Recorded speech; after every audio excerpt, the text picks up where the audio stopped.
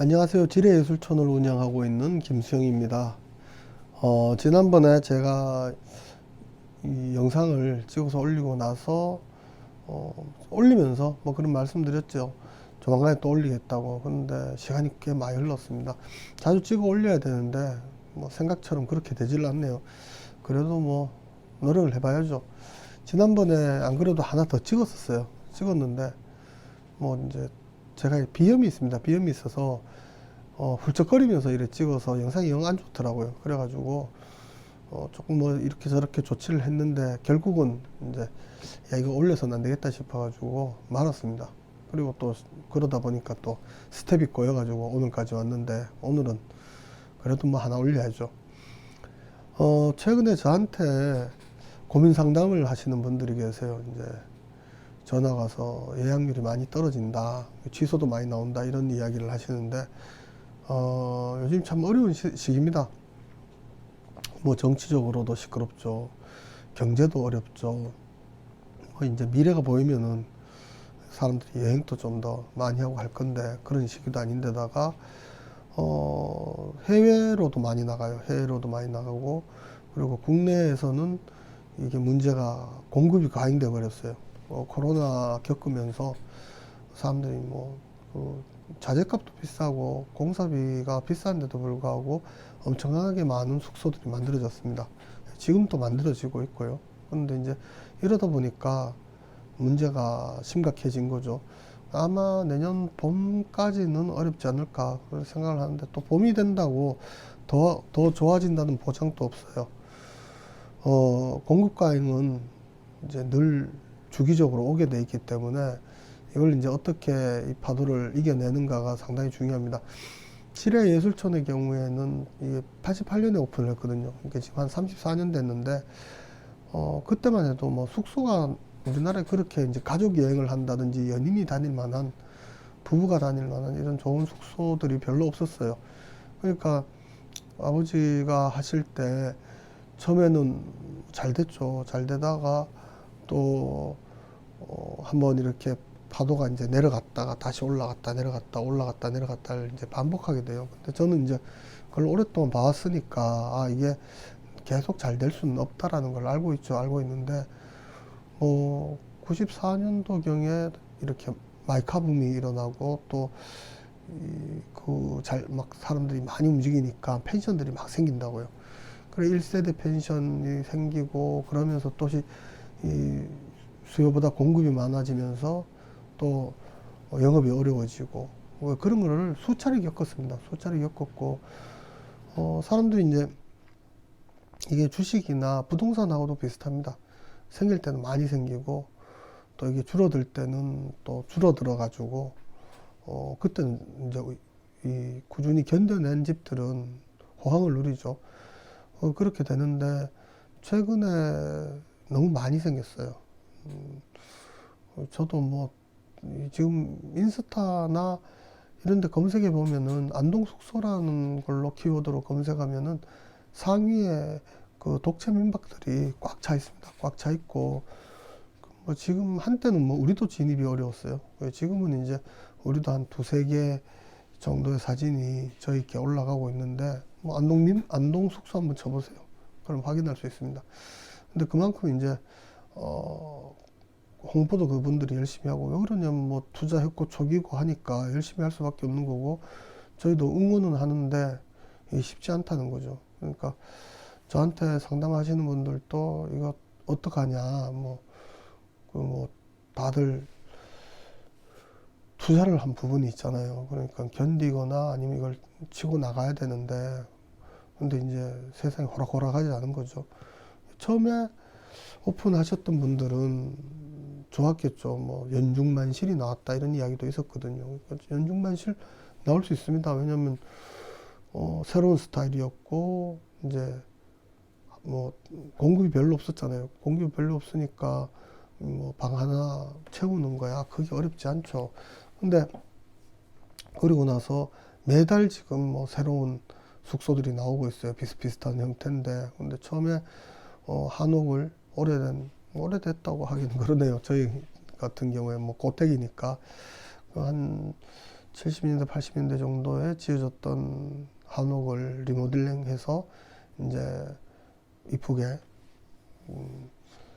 상품화 시킨 거죠. 그렇게 하니까 사람들이 이제 아유 뭐 독채 민박이고 또 코로나 시절이니까 다른 사람들하고 접촉 없이 자기들만의 공간이다 해서 이제 인기를 끈 거예요. 그리고 이 집이 잘 된다 그러니까 그 다음에 한 달 정도 지나니까 조격 갈 수 있는 그런 곳이 생겨나고 가격이 살짝 오르고, 또 좀 지나니까 그 다음에는 반신욕 할 수 있는 데가 생기고 또 가격이 좀 오르고, 좀 지나니까 이제는 욕조가 들어가 있는 이제 독채 민박이 생기고, 그리고 또 좀 지나니까 이번에는 이제 노천탕 형태로 지나고, 지금 이제 풀장까지 나오고 있어요.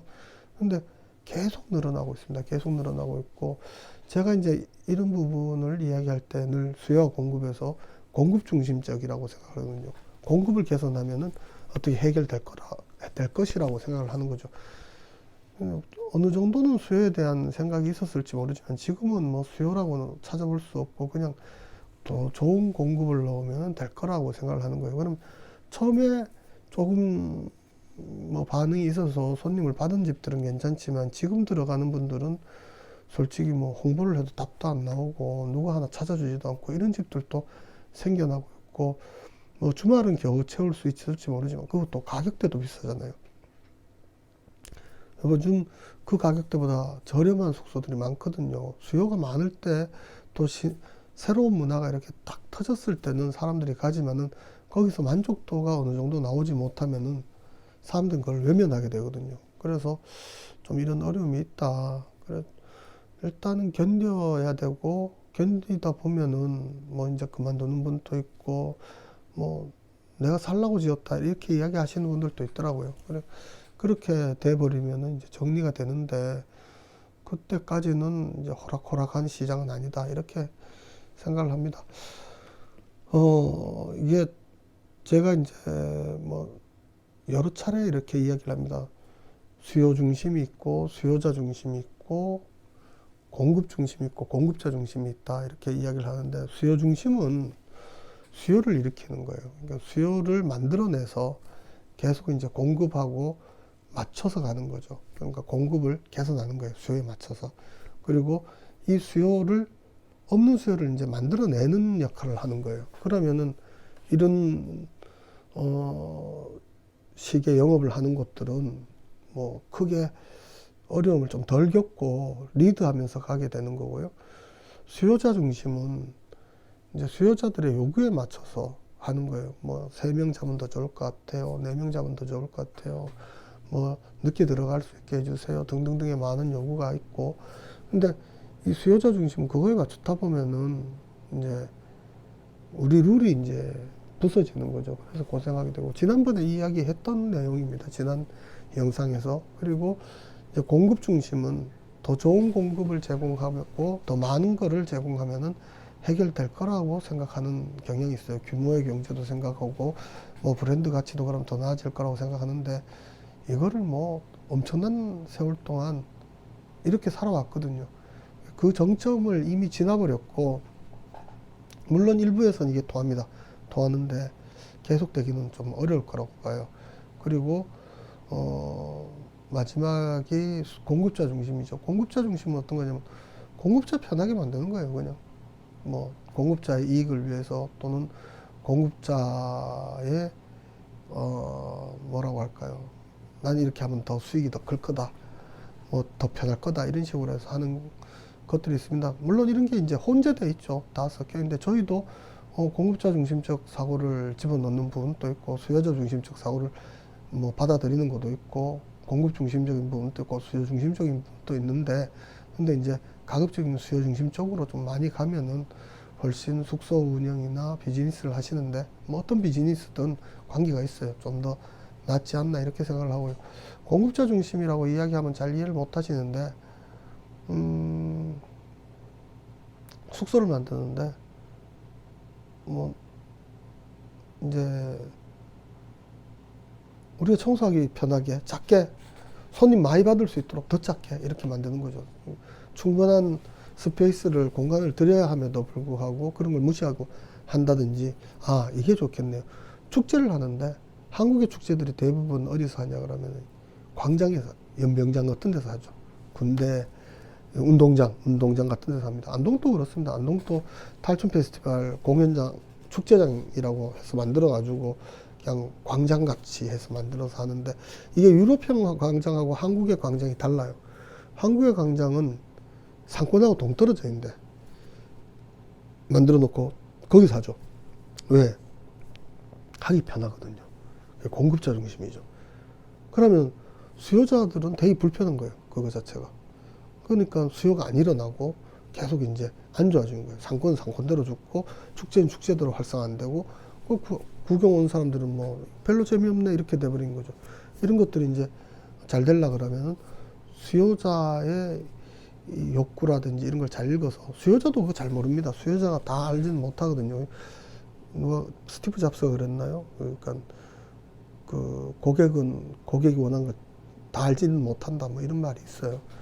그러니까 그거를 누가 체크해내냐 그러면은 이제 판매자가, 공급자가 그걸 잘 체크해 가지고 수요를 어떤 식으로 이제 발생할 것인가를 계산을 하고 거기에 맞춰 가지고 공급을 한다든지, 아니면 수요가 일어나는 공급을 제공하는 것도 방법일 수 있죠. 그렇게 접근하면은 좀 더 낫지 않을까. 그래, 그런 부분에서 중요한 게 저는 라이프 스타일이라고 생각해요. 라이프 스타일에 대해서 지금 최근에 뭐 책으로 읽어보고 현장을 가보고 이렇게 공부를 하고 있는데, 오디오북으로 이제 여러 개를 들어보니까 이게 다 상통하는 부분이 있어요.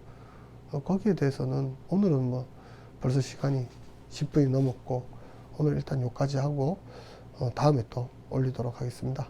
감사합니다.